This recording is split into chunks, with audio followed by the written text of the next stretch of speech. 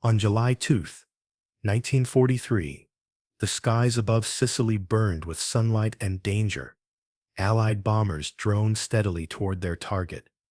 An Axis airfield at Castelvetrano, escorted by a small group of fighters from the 99th Fighter Squadron, known then simply as the Tuskegee Experiment. Among them flew First Lieutenant Charles B. Hall, a 22-year-old pilot from Brazil, Indiana, whose quiet determination hid the weight of history on his shoulders. As the formation approached the coastline, two German Focke-Wulf 90 fighters swooped down from above, diving toward the bombers. Hall reacted instantly. Banking sharply into the attack, he pushed his Warhawk into a climb, his hand steady on the control stick.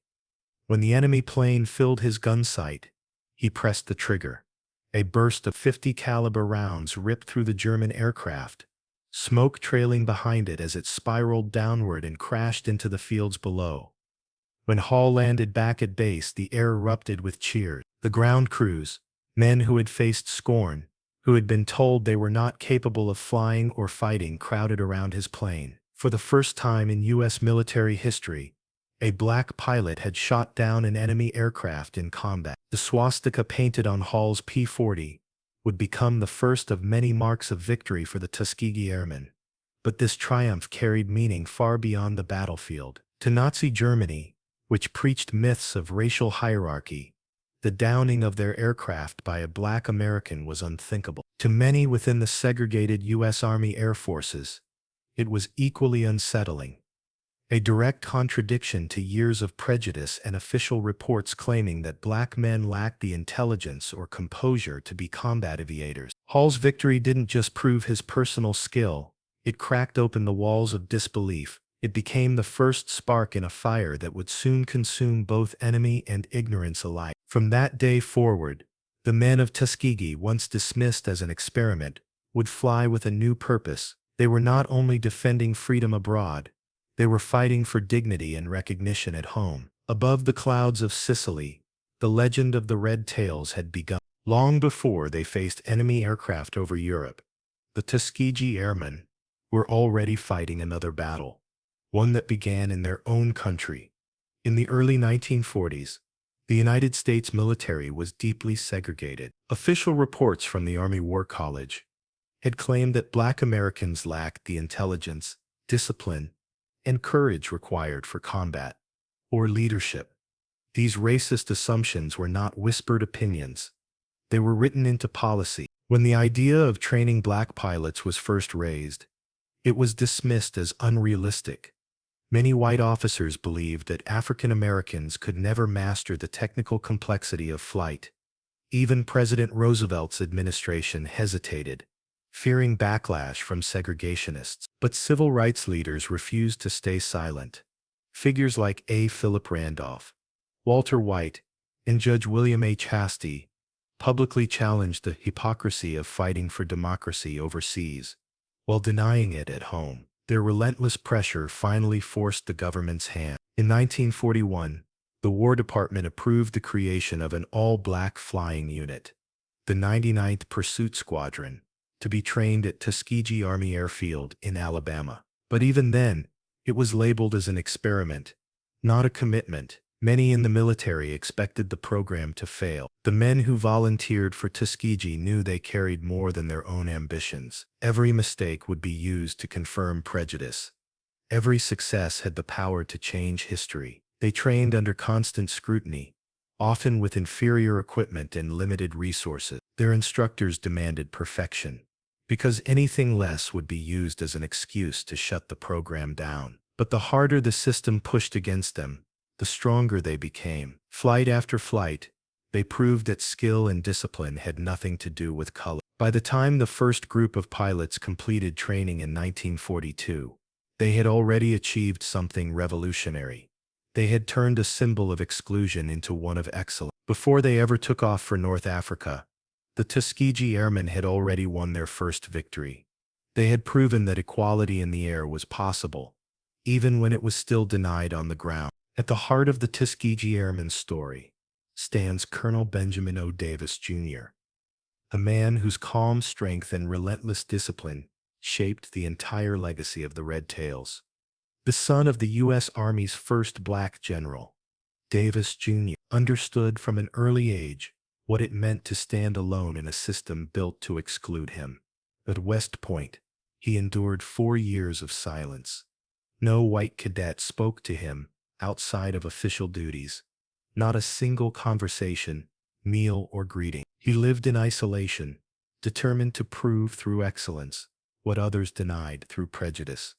When he graduated in 1936, he ranked among the top of his class, earning respect even from those who had refused to acknowledge him. So when the War Department created the 99th Pursuit Squadron in 1941, Davis was the natural choice to command it. His assignment was both an honor and a trap. The unit was called an experiment, and many officers hoped it would fail, proving their belief that black pilots couldn't lead or fight effectively. Davis understood that his mission was not only military, it was symbolic. Every order, every flight, every mistake would be judged, not just by his superiors but by history. Under his leadership, training at Tuskegee Army Airfield became rigorous and uncompromising. Davis demanded discipline, precision, and unity. He believed that professionalism was the most powerful weapon they had against discrimination. His men respected him deeply, not because he shouted or punished,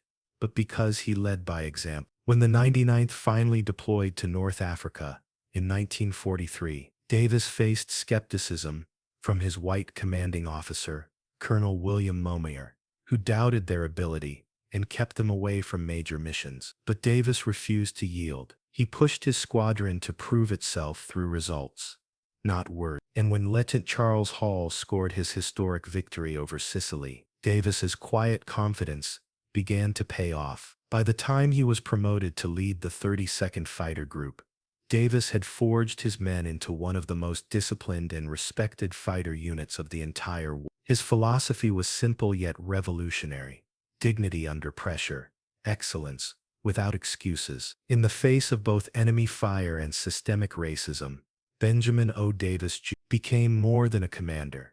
He became the steady compass guiding the Tuskegee Airmen through a storm of doubt toward undeniable greatness. When the 99th Fighter Squadron arrived in North Africa in 1943, they entered not just a new theater of war, but a battlefield of expectations. Many white commanders viewed the unit as a political gesture, rather than a real combat force. Their commanding officer, Colonel William Moyer, made no effort to hide his doubts. He kept the squadron assigned to low-risk patrols over the Mediterranean, away from the action, believing they would fail if truly tested. The Tuskegee pilots knew this. Every mission they flew, every landing they made safely, was a quiet act of defiance. They maintained perfect formation, followed orders with precision, and waited for their chance to prove themselves under fire. That moment came on June 20. During their first combat mission, an attack on the Italian-held island of Pantelleria, German fighters appeared out of the clouds, and the 99th held their ground. The engagement ended with no losses on either side. But it showed something important. The Tuskegee pilots did not panic, did not break formation, and did not fail under pressure. Then, on July 20, 1943, came the event that changed everything.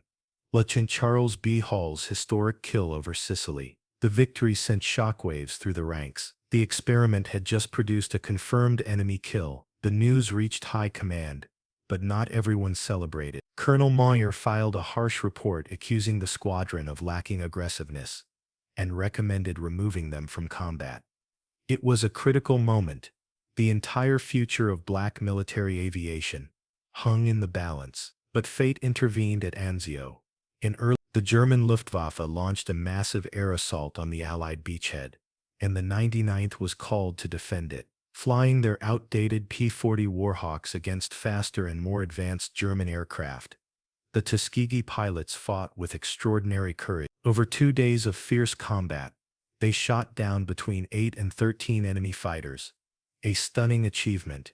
When the smoke cleared, even their critics had to acknowledge the truth. The War Department conducted a formal review comparing the 99th's performance to white squadrons, and found no difference in effectiveness. The report silenced many doubters.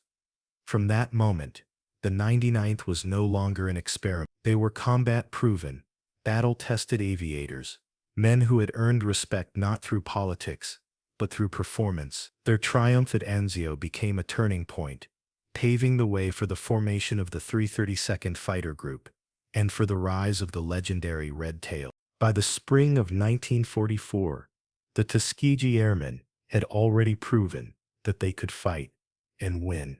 The success of the 99th Fighter Squadron at Anzio silenced many critics, but Benjamin O. Davis Jr. knew their true test was still ahead. The War Department reorganized several black squadrons, the 99th, 100th, 301st, and 302nd, into a new, larger unit, the 32nd Fighter Group. Davis was placed in command.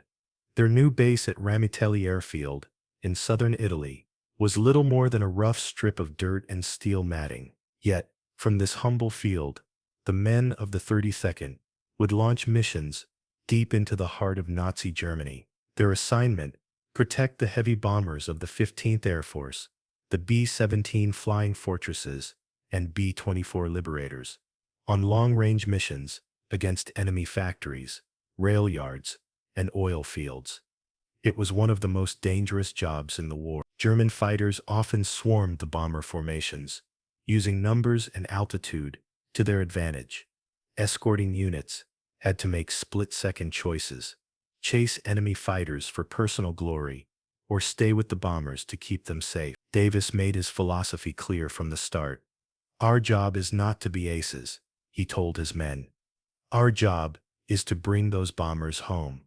This principle became the foundation of the Red Tail's legend. While some fighter groups left the bombers to pursue kills, the 32nd stayed glued to their formations, weaving through flak and enemy fire to shield them at any cost. In June 1944, to help Allied forces identify different escort groups, each unit received a distinctive color scheme for its aircraft.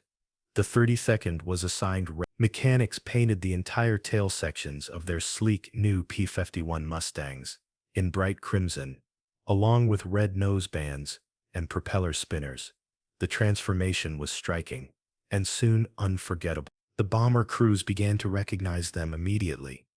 "If you get the red tails," the airmen would say, "you'll make it back." Stories spread of their discipline and courage, how they never abandoned a damaged bomber, how they greeted crews with a friendly wing waggle before missions, how they fought off overwhelming German attacks and still brought everyone home. Their reputation grew mission by mission. During one massive raid over Memmingen, Germany, Colonel Davis led 66 Mustangs to rendezvous with bombers that arrived late. Instead of turning back, Davis chose to hold position, a risky decision that placed his group deep in enemy airspace. When nearly 100 German fighters attacked, the Red Tails met them head-on. The sky turned into chaos. Tracer fire, smoke trails, falling aircraft. Despite being outnumbered, the 332nd held formation, shooting down more than a dozen enemy planes. They lost 3 pilots that day, but the bomber crews they escorted never forgot their bravery. By late 1944, the name Red Tails had become legendary across the 15th Air Force. German pilots reportedly referred to them as Schwarze Vogelmännchen, Black Birdmen. Among the bomber crews, they were called Red Tail Angels. Their bright crimson tails, once meant only for identification, had become a symbol of trust, of skill, and of the unity between men who cared only about survival, not skin color. Under Davis's steady command, the Red Tails transformed from an experiment into one of the most respected and decorated fighter groups of the Second World War. From the dirt airstrip of Ramitelli to the frozen skies above Berlin, the Red Tails proved that excellence, honor, and discipline could rise above prejudice, and that courage, once given the chance to fly, knows no boundary. By the end of 1944, the Tuskegee Airmen were no longer seen as an experiment. They were professionals, precise, disciplined, and fearless. Every mission they flew added another line to a combat record that would one day be recognized as one of the finest in the history of the U.S. Army Air Forces. The 32nd Fighter Group flew over 1,578 combat missions and more than 15,000 individual sorties. They escorted 79 bomber missions, often deep into enemy territory, Vienna, Munich, Berlin, and beyond, enduring heavy anti-aircraft fire and relentless Luftwaffe attacks. Their record spoke for itself. Only 27 bombers were lost to enemy fighters while under their protection, compared to an average of 46 losses for other escort groups. This wasn't luck. It was discipline. Under Colonel Benjamin O. Davis, Jr., the Red Tails perfected a three-layer escort defense. One flight of Mustangs stayed close above the bombers, another positioned farther out to intercept incoming enemies, and a high escort scanned the skies for diving attacks. It was a system built on trust and timing. Every pilot knew his role. Every maneuver was rehearsed until it became instinct. They fought not for personal glory, but for the men flying those bombers. In the cold skies over Europe, the Red Tails earned their reputation the hard way. By saving lives, many bomber crews would later recall their relief when they saw the Red Tails shimmering in the sunlight. When the Red Tails showed up, one veteran said, "We knew we'd make it home." Their statistics tell the story of relentless excellence. 112 enemy aircraft destroyed in the air, 150 destroyed on the ground, 950 rail cars, 25 and hundreds of trucks wrecked during strafing runs. 3 German jet fighters shot down in a single day, an achievement few Allied groups ever matched. The Red Tails achieved all this while flying some of the most dangerous routes of the war. Missions could last up to 8 hours, stretching across mountains, coastlines, and enemy territory. Mechanical failures, flak bursts, and freezing altitudes claimed lives as surely as German bullets did. Yet their resolve never wavered. Their performance earned them 96 Distinguished Flying Crosses, 744 Air Medals, and 14 Bronze Stars. But the greatest reward was the respect of those they protected. Even German pilots began to recognize their skill. To the Luftwaffe, these men were no longer a curiosity. They were opponents to be feared. In the words of Colonel Davis, the 32nd Fighter Group never lost a bomber they escorted because of enemy action, while later research clarified that a few bombers were indeed lost. His statement captured something deeper: the Red Tails' unshakable reputation for loyalty, precision, and honor. They didn't just escort bombers, they escorted a nation toward change. Every mission they flew was a statement that courage, discipline, and excellence could rise above the weight of prejudice and reshape the course of history. By March 1945, the skies over Europe were changing. The German Luftwaffe, once dominant, was now fighting desperately. But it had one last weapon, a machine so fast and advanced that many Allied pilots thought it unbeatable: the Messerschmitt Me-26-2, the world's first operational jet fighter. Powered by twin jet engines, the Me-26-2 could reach speeds over 540 miles per hour, nearly 100 miles per hour faster than the best Allied aircraft. Its pilots believed the jet would restore Germany's air superiority. For the Red Tails, it would become their greatest challenge. On March 24, 1945, the 32nd Fighter Group was assigned one of the longest and most dangerous escort missions of the entire war: a 1,600-mile round trip to Berlin to protect bombers targeting the Daimler-Benz tank factory. Intelligence warned that Germany's elite jet unit, Jagdgeschwader 7, would defend the area. Colonel Benjamin O. Davis, Jr. led 43 P-51 Mustangs into enemy airspace. As they approached the German capital, dark trails of smoke marked heavy anti-aircraft fire. Then, glinting in the sun, the jets appeared, silver streaks slashing across the formation at incredible speed.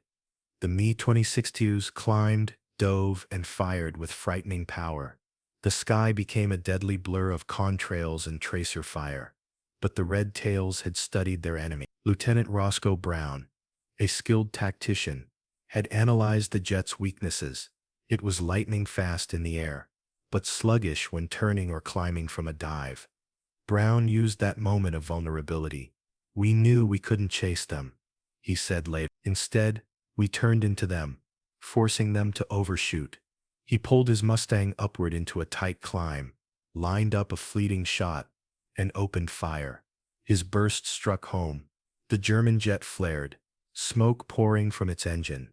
The pilot bailed out as the Me-26. Moments later, Lieutenant Earl Lane and Lieutenant Charles Brantley each downed another jet in quick succession. In a single engagement, the Red Tails destroyed 3 Me-2062s, more jets than many entire groups had managed during the entire war. Their victory over Berlin stunned both Allied and German commanders. The 3032nd had just proven that discipline and teamwork could overcome even the most advanced technology the enemy possessed. For this mission, the 3032nd Fighter Group received a Distinguished Unit Citation, one of the highest honors awarded to a combat group. Yet for Davis and his men, the medal wasn't the true reward. The real victory was knowing that they had met the best Germany had to offer and won. As the Red Tails turned back toward Italy, the sun setting over the shattered skyline of Berlin, the legend was complete. They had fought the enemy's most advanced aircraft, and they had triumphed. The skies that once excluded them had become their stage, and they had proven, beyond doubt, that courage and mastery of the air knew no boundary. Behind every victory in the sky stood something less visible, an iron sense of discipline, and an unbreakable belief in duty. The Tuskegee Airmen knew that skill alone wouldn't earn them respect. They had to be better, sharper, and more controlled than anyone else. In the air, one mistake could cost a life. On the ground, one failure could cost them their future. At Tuskegee Army Airfield in Alabama, training was grueling. While most white cadets in the U.S. Army Air Forces averaged around 200 flight hours, the men of Tuskegee were required to complete nearly 300. The washout rate was brutal. About 60% of candidates never made it through. Only the best of the best graduated. The program's commander, Colonel Noel Parrish, once described them as a super-selected group, forged by both pressure and purpose. Every day the cadets practiced formation flying until their movements were almost mechanical. No wasted motion, no hesitation. They learned that precision could save lives, and discipline could silence prejudice. For them it wasn't just about learning to fly.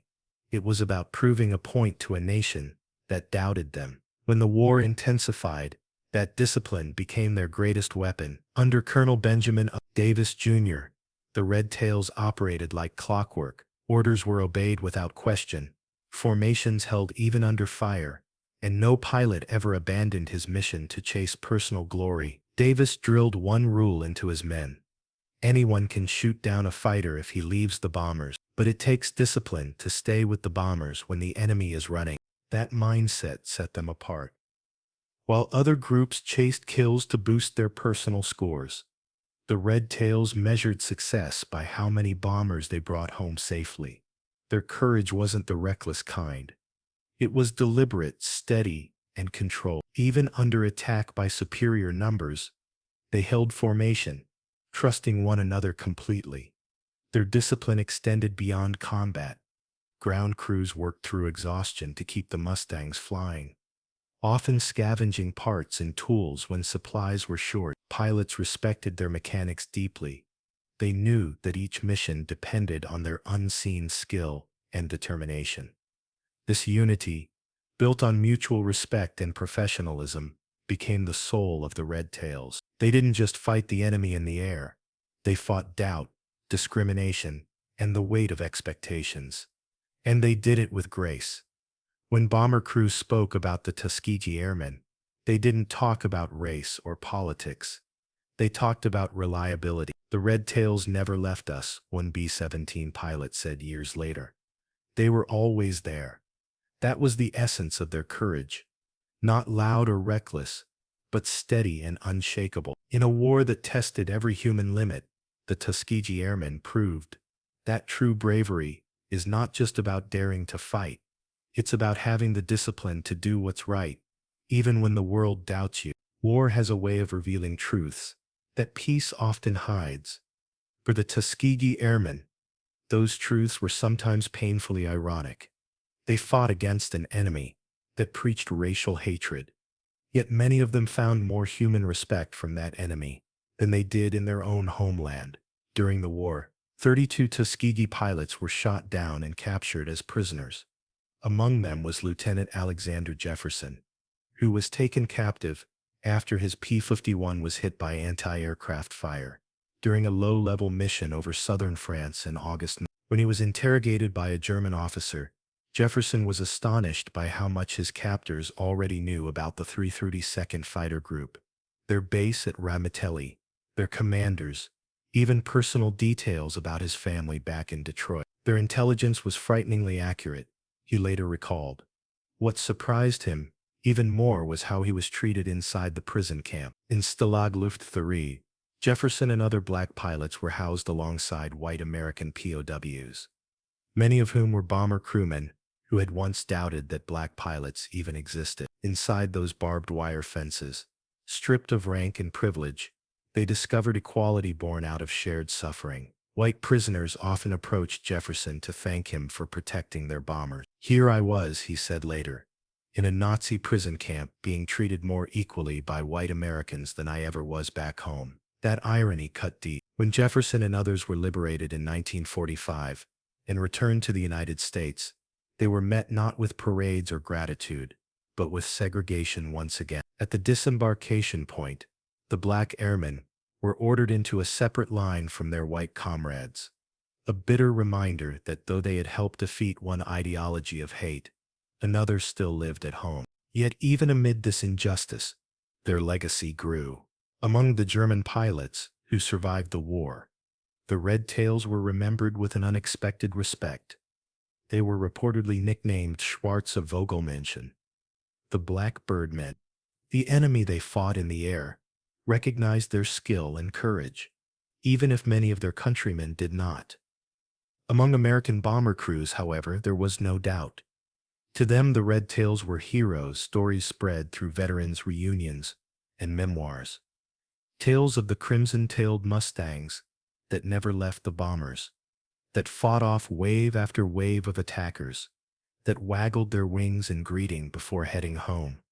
They called them the Red Tail Angel. In those skies over Europe, men judged one another not by the color of their skin, but by their courage, precision, and reliability.